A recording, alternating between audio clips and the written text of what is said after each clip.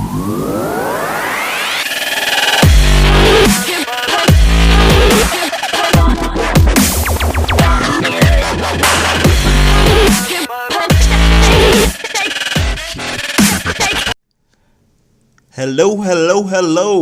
everyone. It is OBS on the hacking channel. And tonight we're gonna keep it really simple, really basic, and we're gonna just create an OS image. Well, not create it, but install an OS image inside a hypervisor. Sorry guys, it's been a long day. We're going to be using VirtualBox for this and Kali Linux, which is the go-to factor for hacking OSs nowadays. There are some other arguably good ones as well, but we'll stick with Kali since that's the most used and widely distributed. So if you're not familiar with Oracle VirtualBox, it's a Type 2 hypervisor that allows you to utilize operating systems inside your operating system, or your PC, or your Mac, or your other Linux box. And the benefits of this are that you can kind of customize your internal system, play with it, break it without actually affecting your home system or your base computer. So this is great. You can also set up internal networks. You can do a lot of different things with virtualization, but we'll keep it really simple, really short, and just install VirtualBox on our system here, and then install Kali on top of that. So I'll try to keep the tutorial brief, even though there's a lot of steps involved. I'll try to keep it really brief. Just a heads up as well, we'll kind of blow by the virtualization portion because every operating system is a little different. But pretty much we'll try to, I'll walk through the steps pretty much on a Windows system. Although I'm running it on Linux, you can run it on a Mac, you can run it on any system you want. But pretty much the meat and potatoes of this tutorial are Kali Linux. So as you can see, I actually already have VirtualBox on my system. But to walk you through it, if you go to virtualbox.org, and I'll put it up for you. You just click on the download VirtualBox button. It couldn't get any simpler than that. And then you click on your Windows host, your OS host, or your Linux host, and once you download that, it'll download an exe for you, or if you're on a Mac, a DMG, and then you just follow the regular installs. I'm assuming you know how to install programs on your system, so you shouldn't have any issues. The only caveat you may run into with VirtualBox on the PC is a 64-bit may not be enabled, so I would recommend, if you're definitely a newbie, installing the 32-bit version of Kali, which I'll show you a little bit later. And you may need to enable virtualization in your BIOS. If you do run into those issues and are unable to figure that out, unable to access your BIOS and enable the virtualization, let me know in the comments and I'll try to respond as best I can. But once again, I'll try to make this tutorial short for everybody else. So just follow the installs, and everything should go fine. If you run into any issues, let me know and I will try to get back to you in the comments. So once you get that installed, the next step is to go to Kali.org. Kali.org is where we will get the copy of Kali Linux. So you'll click download Kali here. And then once again, this is where you have the option for 32-bit or 64-bit. If you're completely new and you're not sure about how to enable the 64-bit in VirtualBox and how to install VirtualBox, go with 32-bit. That keeps it really simple. And I'll show you that in a little bit more. Once you download it, you'll get an ISO image. And from that ISO image, that's kind of where we can get started here. So assuming VirtualBox has been installed in your system, as I said, I'm running it on Ubuntu.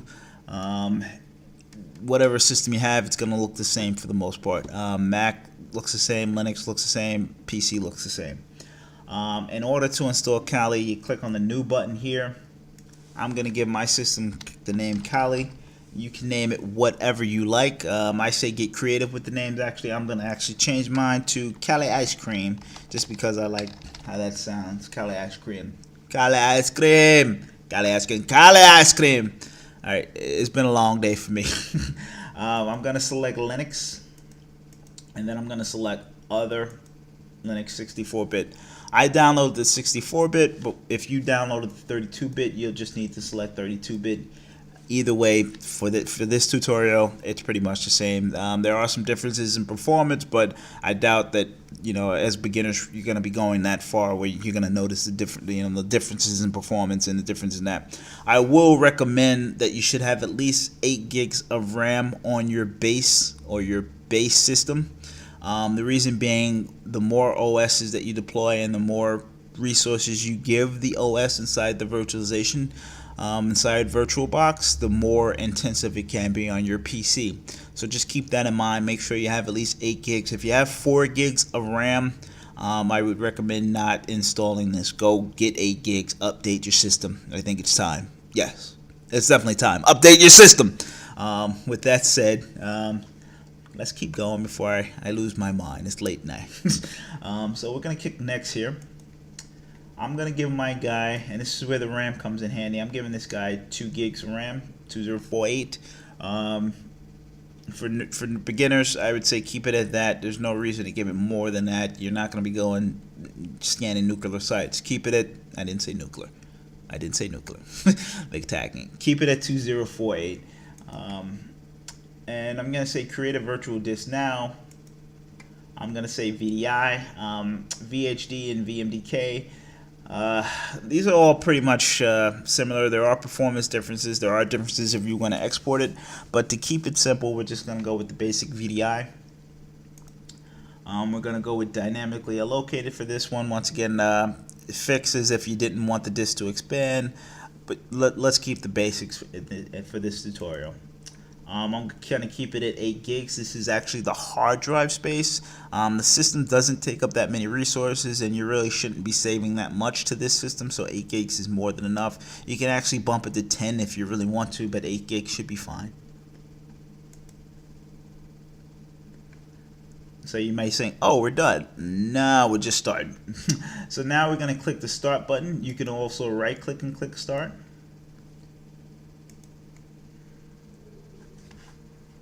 Okay, there we go. So now it's found my ISO that I have. Depending on where you have the ISO, you'll have to go to that location and select the Kali Linux ISO. You're gonna click next or start in this case. And this is where it starts to get interesting. So you do have the option of running the live install, but for this case we'll actually install it inside Oracle Virtualbox because we're going to be using this bad boy later on. So you go down to graphical install, keeping it simple, go with the graphical install. You can actually click on this. Depending on your system, you may or may not get those little banner pop-ups regarding the video card and the drivers. So we'll go with English for me. If you speak a different language, by all means pick that language. United States for me. American English. Now it's detecting the drivers, detecting the CD-ROM, and so on the network cards. This should be fairly quick.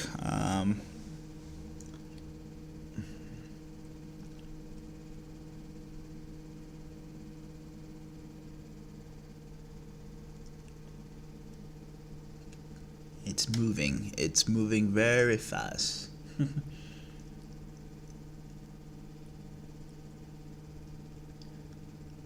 Just so you know, Kali is kind of, as I said before, the go-to factor on I guess Linux hacking distributions. It used to be called Backtrack. They had some additional tools in Backtrack, but now it's called Kali. Most of the tools are still there. It actually has a very amazing suite of tools for hacking. There are other operating systems that we'll explore later on in the tutorials. But to start, Kali is definitely where you want to be. I'll also have a tutorial on basic Linux commands so that you can kind of navigate around Kali. And we may even go through some of those tonight depending on the speed of this system. So as you see, it's finished here. I'm going to change the host name to match what I had before. I'm going to name it Kali Ice Cream.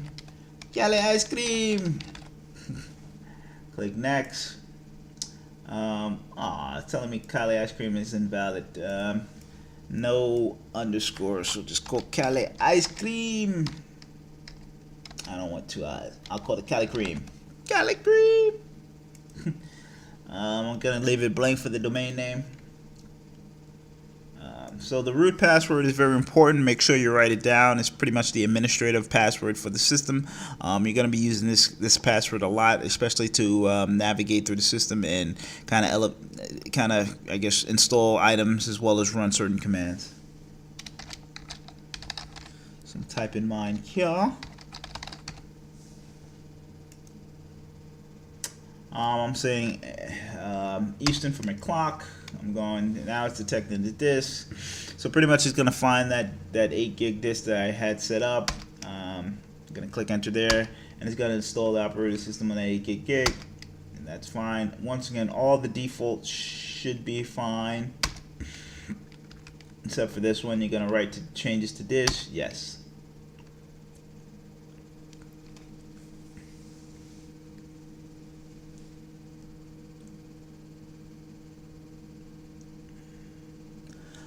So this is actually pretty cool. I mean, you may think, oh, this is tedious, but no, this is kind of the basis for getting things started. You're pretty much installing an OS within an OS, and you're kind of going to navigate through Linux as well. So if you've never done this before, this is a great basis to start.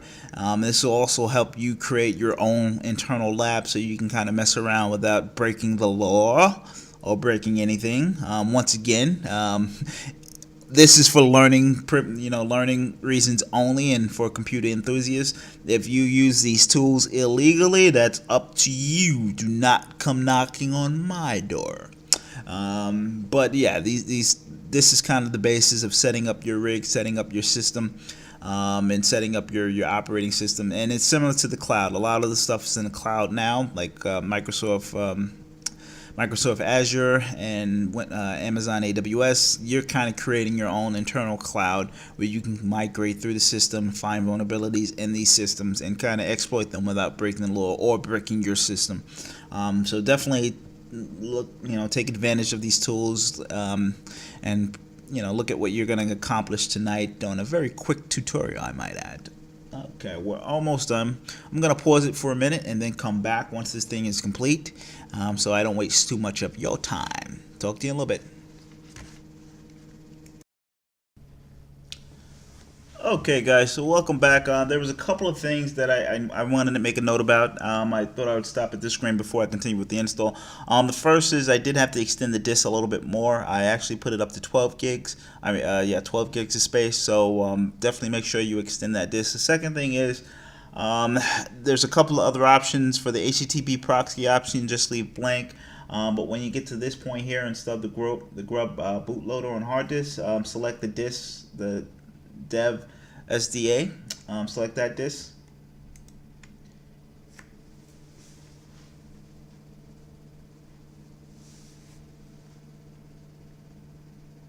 And we're almost done. This has been a long install, actually. Or I'm just ready for bed, one or the other. But I'm helping you guys out. I'm helping you hackers. Don't hack my system after you get this. Do not. Alright, so we're almost done. I'm going to pause it again, and then come right back once it's finished installing.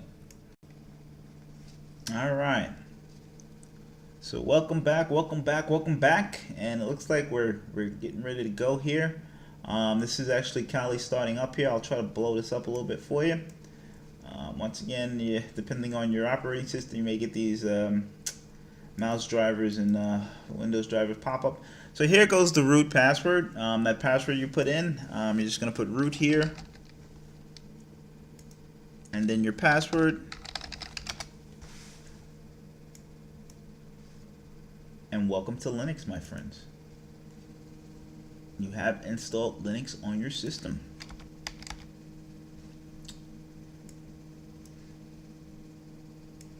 Expand this out a little bit more. So this is Kali. I love the little dragon logo they got working there. Kali is a nice sleek OS. I'm not going to fanboy too much on it because once again we want to keep this short. So the couple of things we're going to do in Kali is actually check for updates and install Tor. I'll actually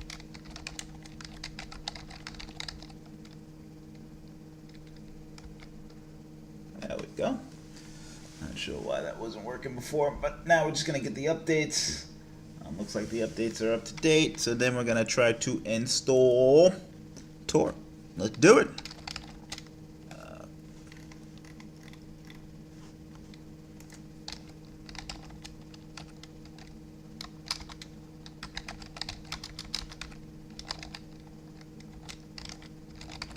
Sudo apt-get install Tor.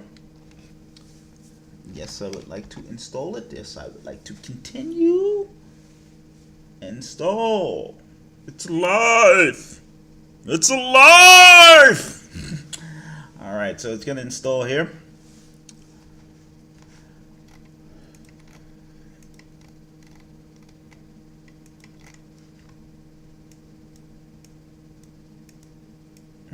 So it looks like it finished installing.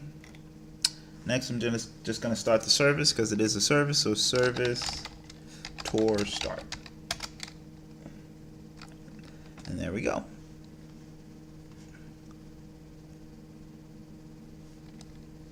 Next, we're just going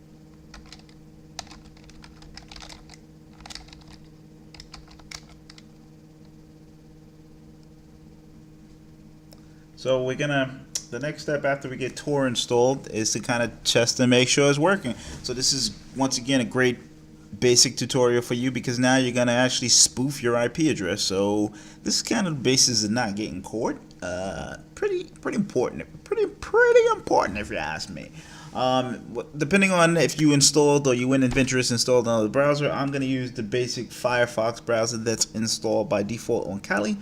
So if you type in Proxychains, Firefox, it should start up, and this pretty much kind of spoofs your IP address, which is pretty primo stuff. You can always check by, typing in what is my IP. And now, guess what?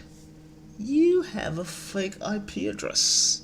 Isn't that dangerous? So as you can see, this is not my IP address. And you should get a separate IP address that's different from yours as well. Looks like my Chrome has crashed on another browser, but that's separate. So that's pretty cool.